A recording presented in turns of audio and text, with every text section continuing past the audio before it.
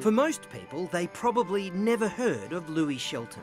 If you've listened to the radio at all in the last 50 years, whether you're in the lift at your local building or in the supermarket where they're playing the classic hits, well, for example.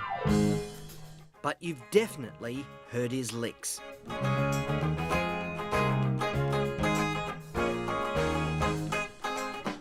And that's just how the record companies wanted it kept. It would have been nice if we had gotten that recognition, but the record company wanted people to think it was the Jackson 5 playing, and same with the Monkees. We didn't get credit on those records. Take the last train to Clarksville.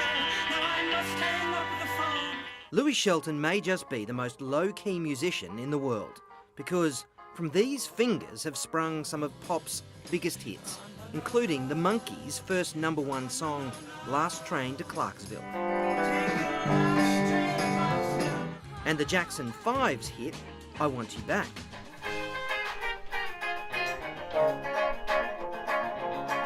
It wasn't Tito rocking the guitar, it was Louis. And low-key is how Louis likes it. It's one of the reasons he now calls Australia home. A lifestyle choice. LA got a little bit too big for me and my family, and I met friends here from Australia. They kept telling me how nice it was down here, so we finally came down on a 5-week holiday and fell in love with Australia. He and his family have never looked back, yet most of his neighbours have no idea the man practising chip shots in his front yard knocked back Elvis's invitation to play in his band in Las Vegas because he was too busy making music with the who's who of the 60s, 70s and 80s music world.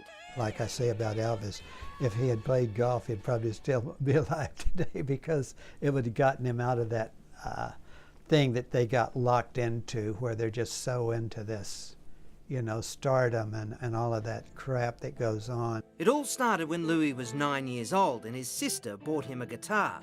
The son of a sheriff, he grew up in a shack without power or running water near Little Rock, Arkansas. And there was certainly no money for music lessons.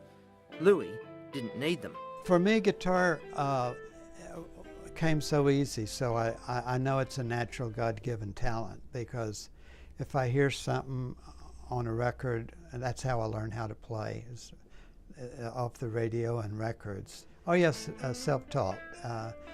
I'm strictly an ear player. And while that is a talent in itself, what put him in hot demand by the likes of Whitney Houston, Barbra Streisand, Neil Diamond and James Brown was his ability to make stuff up. Like the guitar lick on Last Train to Clarksville, they told me that, and this was the first Monkees session, they said that we need a lick that's for their first hit record that's a little bit like the Beatles song She's Got a Ticket to Ride, or something kind of up there like that really starts off really good. And this lick just came to to me like.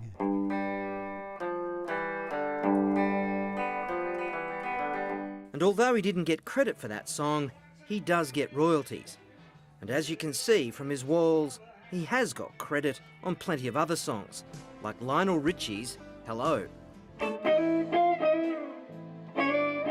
That's Louis playing the guitar solo. And what about this one? That's Louis's lick on guitar being played by Seals and Crofts in Summer Breeze. Oddly enough, Louis retired 10 years ago, but now, thanks to the internet, he's in hot demand again. He's just finished another album. Another of the stars he played with, Boz Scaggs, sings on it too. So you've got a new career is starting. Yeah. At 76. Well, because people want to see the guy that played a lot of that stuff, and with the internet, I just get so many requests from all over the world to, when are you going to play here? When are you coming? And he's coming, but he will always call Australia home. It's home for sure.